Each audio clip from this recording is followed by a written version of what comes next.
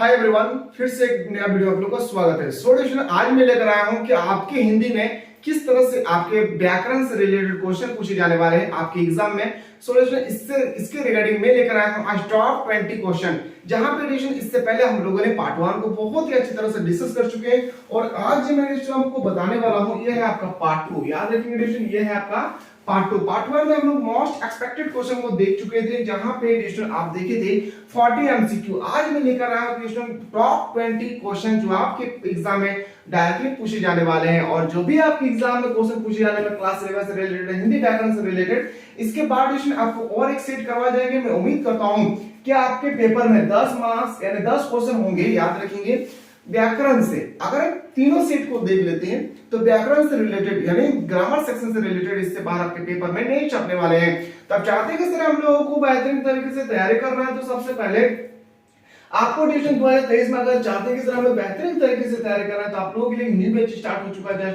जहां पे आप बहुत सारे स्टूडेंट इस प्लेटफॉर्म से जुड़ चुके हैं। अगर आप में से कोई ऐसे स्टूडेंट है जो अभी तक नहीं जुड़ पाए, तो सबसे पहले इस वीडियो के डिस्क्रिप्शन पे हमारे ऐप का लिंक मिल जाएंगे। आप अच्छी तरह से प्ले स्टोर से डाउनलोड करके मात्र 149 रुपीस में क्लास 11 का पूरा कोर्स परचेज कर सकते हैं। सो गाइस, सबसे पहले स्टूडेंट इस वीडियो के डिस्क्रिप्शन पे जो लिंक दिया है उसको प्ले स्टोर से डाउनलोड करने के बाद आप इसको किसी भी तरह से दिक्कत नहीं होगी तो इस नंबर पे आप लोग व्हाट्सएप करें। ये हमारे टेक्निकल टीम के व्हाट्सएप नंबर है 9122288860। इस व्हाट्सएप के माध्यम से आप पूछ सकते हैं हमारे टेक्निकल टीम को कि सर हमें 149 रुपीस में और क्या क्या मिलने वाले हैं। तो बहुत सारे स्टूडेंट ऐसा है जो जुड़ चुके हैं। अगर आप में से कोई ऐसा स्टूडेंट है जो अभी तक नहीं जुड़ पाया, तो जल्द से जल्द जुड़ने की कोशिश करें, क्योंकि इसमें जो भी प्रश्न बताए गए 2023 के एग्जाम को देखते हुए और याद रखिएगा 100% सिलेक्टेड क्वेश्चन होंगे। तो चलिए डिवीजन में उम्मीद करता हूं कि बहुत सारे स्टूडेंट जुड़ चुके हैं। आप में से अभी जुड़ने की कोशिश करें, क्योंकि आपको 100% सिलेक्टेड क्वेश्चन बताए जा रहे हैं। तो चलिए मूव करते हैं पहला क्वेश्चन की ओर। और जैसे कि हम लोगों ने डिस्कस कर चुके हैं 30 क्वेश्चन, फिर से स्टार्ट कर रहे हैं 31 से।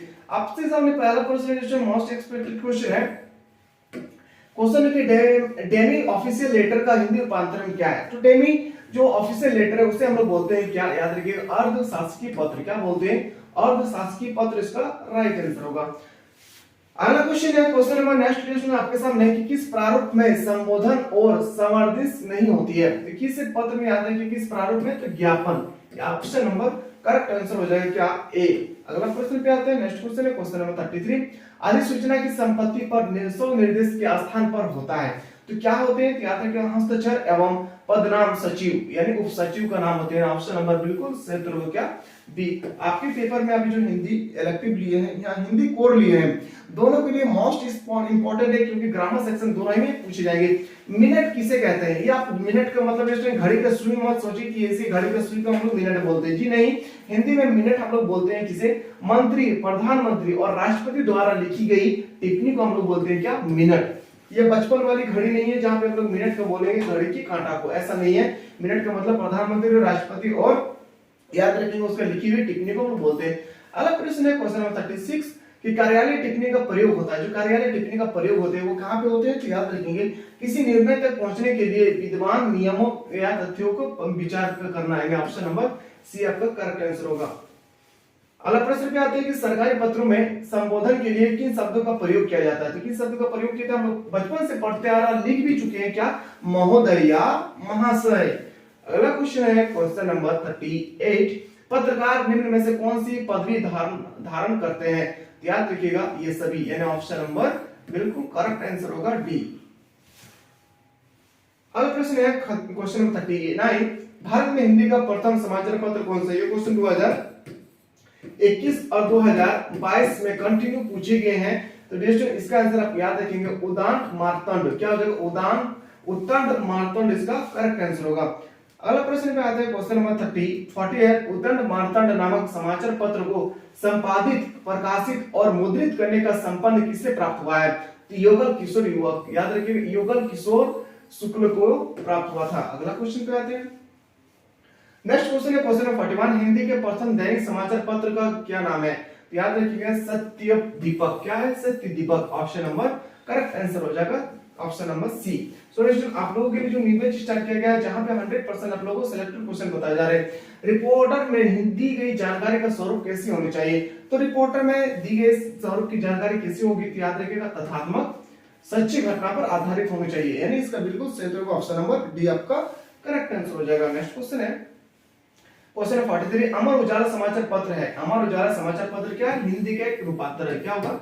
हिंदी इसका राइट आंसर होगा। सो दोस्तों आप तो चाहते हैं कि सर इसी तरह से हम लोगों को 2023 के एग्जाम के लिए 100% सिलेक्टेड क्वेश्चन करवाए, तो आप लोगों के लिए जो न्यू बैच स्टार्ट हो चुका है, जो हमारे एप्लीकेशन पे अवेलेबल है। आपको सबसे पहले हमारे ऐप को डाउनलोड करना होगा और मात्र 149 रुपीस में क्लास 11 का पूरा कोर्स आप परचेस कर सकते हैं। और आप लोगों को वो क्वेश्चन बताए जा रहे हैं जो आपके पेपर में डायरेक्ट पूछे जाने वाले हैं। तो बहुत सारे स्टूडेंट जैसे प्लेटफॉर्म से जुड़ चुके हैं। अगर आप में से कोई ऐसे स्टूडेंट है जो अभी तक नहीं जुड़ पाए तो एप्लीकेशन को डाउनलोड करने के बाद किसी भी तरह की कोई दिक्कत होगी, इस नंबर पे आप लोग व्हाट्सएप कर सकते हैं, या मेरे टेक्निकल टीम के नंबर है 9122888860 पर आप लोग व्हाट्सएप करके व्हाट्सएप के माध्यम से बहुत सारी जानकारी प्राप्त कर सकते हैं। तो चलिए अगला प्रश्न पे आते हैं।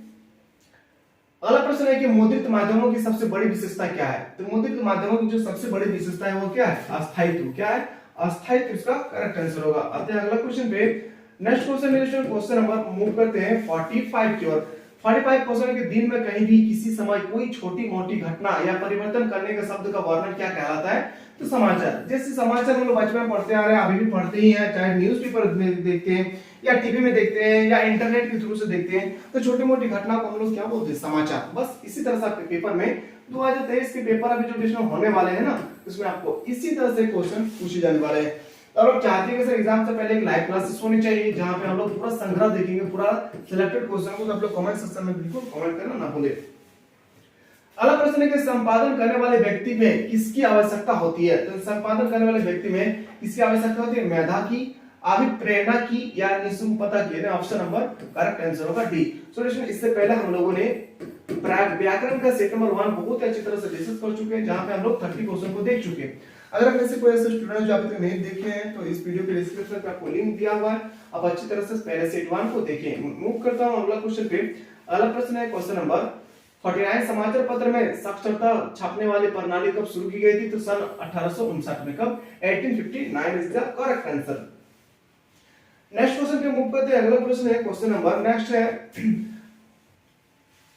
क्वेश्चन है जिसमें कि 51 समाचार पत्र की आय का प्रमुख स्रोत क्या है? समाचार पत्र की आय का प्रमुख स्रोत क्या होगी? तो समाचार पत्र की बिक्री और विज्ञापन, ये ना ऑप्शन नंबर आपका करेक्ट होगा सी। अगला क्वेश्चन पे आते हैं। अगला प्रश्न है क्वेश्चन नंबर 52, जनसंचार का प्रमुख उद्देश्य क्या है? जनसंचार का प्रमुख उद्देश्य क्या होगी? सूचनाओं को परस्पर बांटना, विचारों की अभिव्यक्ति करना, जिज्ञासों का समाधान करना। यानी ऑप्शन नंबर बिल्कुल सही होगा डी। अगला क्वेश्चन पे आते हैं। अगला क्वेश्चन है क्वेश्चन नंबर 56, मुद्रण का जन्म कहां पर 868 ईस्वी में हुआ था? तो चीन में। कहां पे हुई थी? चीन इसका बिल्कुल राइट आंसर होगा। अगला क्वेश्चन पे मूव करते हैं और अगला क्वेश्चन आपके सामने है कि विज्ञापन में किस प्रकार की भाषा प्रयुक्त होती है? विज्ञापन में किस प्रकार की भाषा जो है प्रयुक्त होती है? याद रखिएगा व्यापारिक। क्या हो गया? व्यावहारिक। ऑप्शन नंबर करेक्ट आंसर होगा बी। मूव करते हैं नेक्स्ट क्वेश्चन, क्वेश्चन नंबर 58, पत्रचार किसकी अभिव्यक्ति का सरल तरीका है? पत्रचार जो है वो किसकी अभिव्यक्ति का सरल तरीका होगी? तो विचारों की। किसकी हो जाएगी? विचारों की। ऑप्शन नंबर बिल्कुल सही उत्तर होगा बी। अगला प्रश्न पे आते हैं क्वेश्चन नंबर 59, आवेदन पत्र के अंतिम भाग में क्या लिखा जाता है? तो ये क्वेश्चन जो 2021 और 2022 के पेपर में कंटिन्यू पूछे गए हैं और मैं उम्मीद करता हूं कि 2023 के एग्जाम में भी पूछे जाएंगे। याद रखिए उसे हम लोग बोलते हैं क्या? पार्थी। क्या बोलते हैं? पार्थी आपका बिल्कुल सही उत्तर होगा। अगला क्वेश्चन है क्वेश्चन नंबर नेक्स्ट पे मूव करते हैं और आपके पेपर में इसी तरह से प्रश्न छपने वाले। नेक्स्ट क्वेश्चन है क्वेश्चन नंबर 61, पत्रचार को सर्वाधिक प्रभावित किसने किया था? तो किसने किया था सर्वाधिक प्रभावित? नेशनल कोरियर सर्विस ने। किसने किया था? कोरियर सर्विस इसका करेक्ट आंसर होगा। अगला क्वेश्चन है अगला प्रश्न है टिप्पणी और आलेखन किस पत्र के भाग है? टिप्पण और आलेखन किस पत्र की भाग होती है? कार्यालय पत्र की। क्या हो जाएगी? कार्यालय पत्र। ऑप्शन नंबर बिल्कुल सही उत्तर हो जाएगा। अगला क्वेश्चन है क्वेश्चन नंबर 64, रिमाइंडर को हिंदी में क्या कहा जाता है? रिमाइंडर को हिंदी में बोलते हैं अनुस्मारक। क्या हो जाएगा? अनुस्मारक। ऑप्शन नंबर सी आपका राइट आंसर होगा। अगला क्वेश्चन है कि पत्र कितने प्रकार के होते हैं? पत्र 2 प्रकार के होते हैं। कौन कौन? तो याद रखिए, एक होगा आपका, नोट करेंगे दोस्तों, 2 तरह के पत्र होंगे। एक होता है औपचारिक और एक होगा दोस्तों आपका अनौपचारिक। इन दोनों को नोट डाउन करेंगे आपके पेपर में। औपचारिक पत्र और अनौपचारिक पत्र किसे कहा जाता है? याद रखिएगा, औपचारिक पत्र हम लोग वो जो ऑफिस में लिखते हैं। कहां पे लिखते हैं? ऑफिस में। और अनौपचारिक पत्र जैसे हम लोग लिखते हैं माता, पिता, भाई, बहन, दोस्त, उस सबको बोलते हैं हम लोग अनौपचारिक पत्र।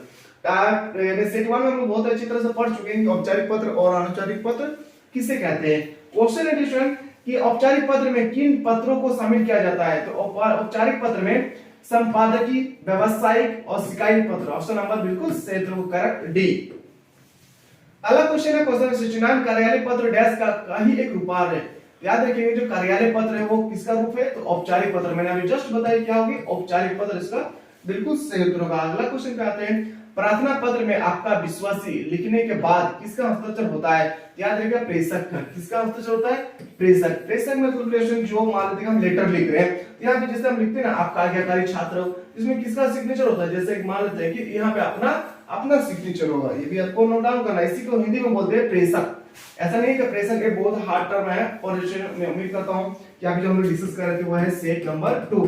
इसी तरह से देखो आपको और 2 सेट करवा जाएंगे, यानी हिंदी व्याकरण से रिलेटेड। अगर आप सभी सेट को अगर कर लेते हैं तो हिंदी व्याकरण से रिलेटेड आपको 10 मार्क्स के क्वेश्चन, 10 क्वेश्चन पूछे जाएंगे। 2 मार्क्स का करोगे तो 20 क्वेश्चन आपके पेपर में पूछे जाने वाले हैं। तो आप चाहते हैं कि सर हम हिंदी को व्याकरण में एक भी प्रश्न हमारे पेपर से ना छूटे, तो आप इस प्लेटफॉर्म से बिल्कुल जुड़े रहें। तो चलिए इससे भी हम लोग इंपॉर्टेंट क्वेश्चन के साथ अगले वीडियो में मिलते हैं। तब तक के लिए जय हिंद, जय भारत, वंदे मातरम।